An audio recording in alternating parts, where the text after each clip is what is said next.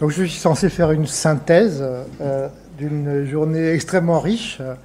Euh, Ma synthèse peut tenir en une phrase, mais je suis bien content d'être venu. J'ai appris beaucoup de choses et je pense que vous serez tous d'accord pour dire qu'on a appris des choses très différentes. On a eu des intervenants venant de mondes extrêmement variés. C'était très enrichissant. Alors, c'était le moment, on a ressenti beaucoup d'enthousiasme. Il se passe des choses en ce moment dans l'enseignement des maths, vous le savez tous, vous êtes venus pour ça aujourd'hui. Comme vous le savez, il y a eu ce rapport Torossian-Villani, ça bouge. Je suis très content d'avoir Charles qui n'est pas bien loin. Charles, je sais que tu as une très grande responsabilité dans la réalisation matérielle de ce plan. Charles essaye d'insister auprès de notre ministre pour qu'il y ait de l'argent, pour qu'on puisse soutenir ça, que ça ne soit pas toujours fondé sur le volontariat, sur le travail en dehors des heures de travail. L'énergie, l'enthousiasme est indispensable, mais tu le sais, et tu sais que nous le savons tous, nous avons besoin d'argent. Hein, voilà. Voilà, voilà. Parce que nous sommes tous enthousiastes et évidemment, si on veut mettre en place cette magnifique idée de référent en mathématiques dans toutes les classes, dans toute la France et Navarre, c'est important que ça puisse être soutenu. Tu le sais, mais c'est bien de le rappeler. Voilà. Alors, j'ai appris beaucoup de choses. Parmi les choses que je vais pas tout revenir sur toutes les conférences qu'on a entendues, j'ai appris par exemple que la démarche d'investigation qui est au cœur de la main à la pâte, sa transposition dans les mathématiques est possible, elle est importante, mais elle n'est pas la seule chose. Hein, qu'il faut comme disait Michel Artigue, il faut choisir ses moments. Il faut savoir manipuler ça avec soin. Ça sera un peu notre rôle, enfin votre rôle, de comprendre quelle est la dose d'investigation dans les mathématiques. Alors si la démarche d'investigation n'est pas à ce point présente dans les mathématiques françaises, je pense que les chercheurs en mathématiques dont je suis doivent battre leur coulpe. C'est sans aucun doute la faute, non pas à moi, mais à mes maîtres, hein, c'est la faute à Bourbaki, c'est la faute à cette vision un peu tristounette des mathématiques qui vont du général vers le particulier, non pas du particulier vers le général. Mais rassurez-vous, la communauté mathématique française est encore bourbakiste, mais un peu moins. Voilà. Donc les choses évoluent dans le bon sens. C'est un bon moment pour les mathématiques. Une chose m'a frappé. Et d'ailleurs, je vais vous donner la parole parce qu'il y a aussi ce problème que tout le monde n'a pas pu parler aujourd'hui. Une chose m'a frappé, c'est que nous avons eu une intervention qui parlait de la géométrie, de la reconnaissance des formes. Moi-même, étant géomètre, c'est ce qui me tient le plus à cœur. J'ai un peu le sentiment, et s'il vous plaît, contredisez-moi, qu'il y a un amalgame entre le mot mathématique et le mot calcul. Et je suis un peu désolé, enfin pas désolé, je trouve qu'on a donné un peu trop de place au nombre et au calcul dans cette journée. Il me semble que la mathématique, ou les mathématiques, comme vous voulez, peu importe, vont bien au-delà de la manipulation des chiffres, des nombres, des calculs, et la géométrie, mais pas seulement la géométrie, devrait avoir une place maîtresse dans l'enseignement du primaire en particulier. Si vous n'êtes pas d'accord, dites-le maintenant. Je trouve que c'est vraiment quelque chose d'important que j'ai ressenti aujourd'hui. On a beaucoup parlé du nombre. Mais protestez, hein, vous n'êtes pas d'accord. Hein. Ce qui m'a semblé tout aussi étonnant, c'est la place du nombre abstrait, du nombre sans dimension, du 3 x 7 ou 7 x 8, je ne sais plus ce que c'était.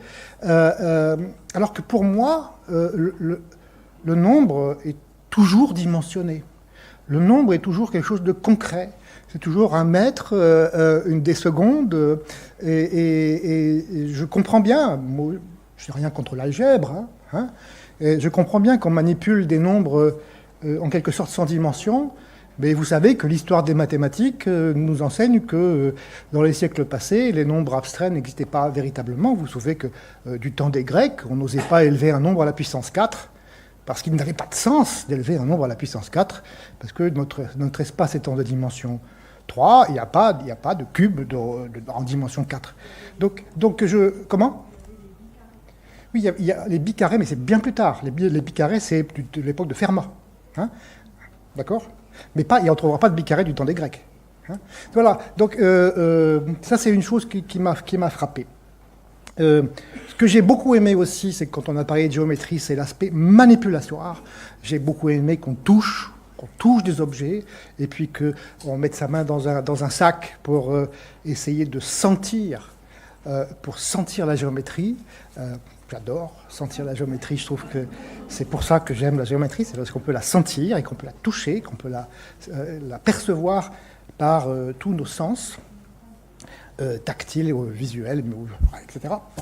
Ça, j'ai beaucoup aimé. Et puis, j'ai bien aimé aussi quand Xavier a dit en informatique, il y a encore beaucoup à faire. Et je pense que c'est aussi quelque chose qui est un enjeu majeur.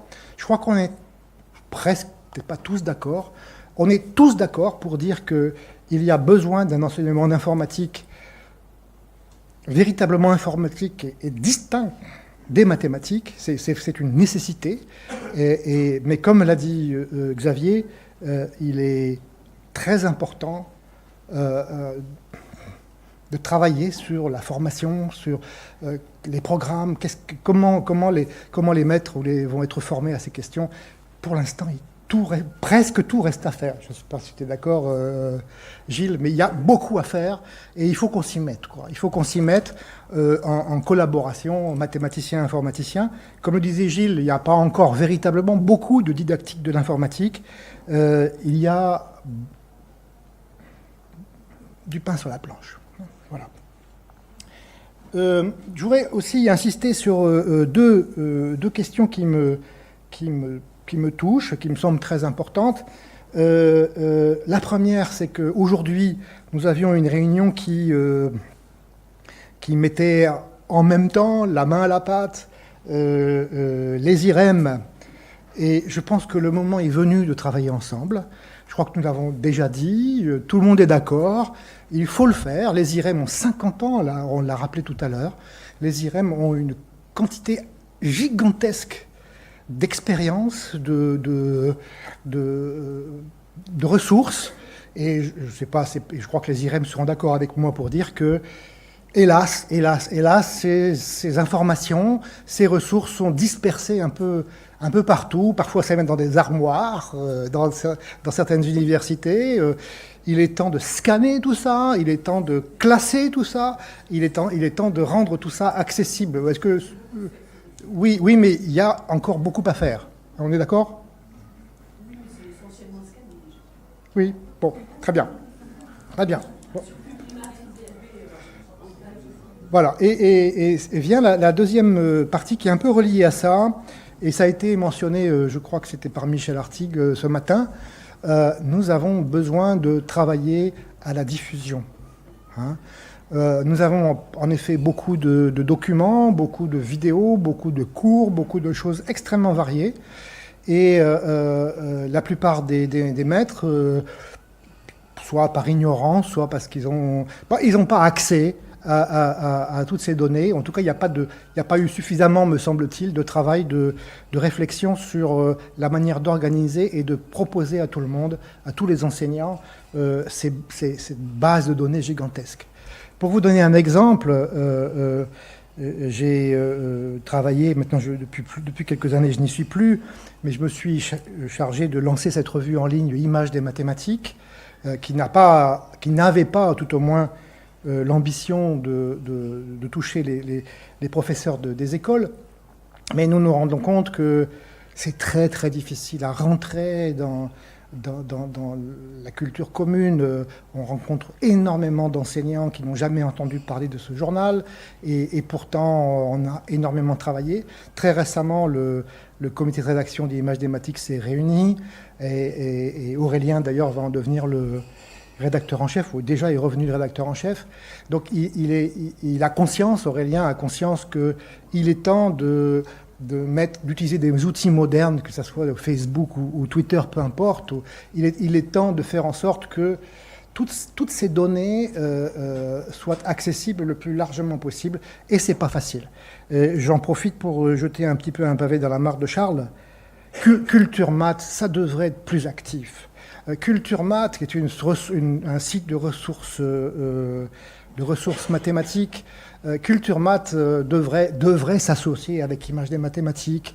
Et puis, l'éducation nationale devrait mettre plus qu'un agrégé pour cette mission fondamentale.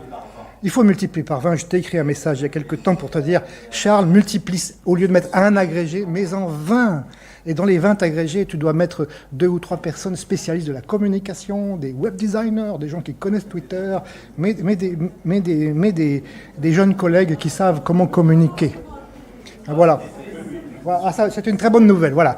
Donc, il faut pouvoir il est important qu'on puisse travailler ensemble. Il faut que Culture Math, Image des maths, le site des IREM, on a tous les mêmes ambitions, on n'a pas les mêmes histoires. Mais il est temps qu'on mette tout ça ensemble. Enfin, je voudrais terminer par non pas un regret, mais ce que je n'ai pas entendu parler aujourd'hui, à mon sens. Vous pouvez très bien ne pas être d'accord. Je n'ai pas suffisamment entendu parler de sciences de la nature. On a parlé de nombres, on a parlé de triangles, on a parlé de rectangles, mais je n'ai pas entendu parler de physique, je n'ai pas entendu parler de biologie, je n'ai pas entendu de parler de choses de la vie de tous les jours. Et il me semble que les maths, je suis un mathématicien pur, je ne suis pas là pour faire de la physique ou que ce soit autre chose. En tout cas, je trouve que pour la population générale, notre mission à nous, c'est d'expliquer aux enfants à quel point les maths sont partout, y compris dans des choses qui, a priori, ne sont pas mathématiques. Donc, essayons de ne pas trop nous recroqueviller sur nous-mêmes, en quelque sorte, et de nous ouvrir à toutes les autres disciplines, y compris même de sortir de la science. On a parlé un peu tout à l'heure de relations entre les maths et le français, par exemple. Je trouve que ça me semble très, très, très, très important. Alors, je vais remercier tout le monde, et vous-même, pour commencer. Et puis, c'est avec beaucoup de plaisir que je peux commencer par remercier les organisateurs. Alors, les institutions, c'est l'Académie des sciences, l'IREM, la DIREM, la Fondation La Main à la Pâte. Et puis, il faut remercier aussi ceux qui ont financé l'opération. Il y a le ministère de l'Éducation nationale, merci Charles. Et puis, si j'ai bien compris, c'est un petit peu. Voilà. Et puis, il y a aussi investissement d'avenir. Alors, et puis, il y a surtout, comme toujours, quand on organise une réunion, il y a des individus qui ont travaillé à organiser tout ça. J'ai ici une petite liste, j'espère que je n'en oublie pas. Aurélien, où est-ce qu'il est Aurélien? Merci beaucoup Aurélien, mon collaborateur Aurélien. Merci beaucoup Aurélien, il a beaucoup travaillé.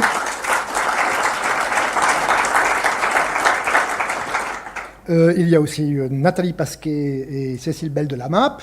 Hein, pour l'Académie des sciences, il y a Sophie Laja et Andy Véraud. Pour les IREM, où il y a Sylviane Schwer et Stéphane Vinatier. Voilà. Et c'est aussi, bien sûr, un plaisir de remercier tous les intervenants. J'ai trouvé qu'ils sont tous venus avec beaucoup d'enthousiasme pour notre métier, pour la transmission des maths. Ce fut un grand plaisir et je vous remercie beaucoup pour cette journée.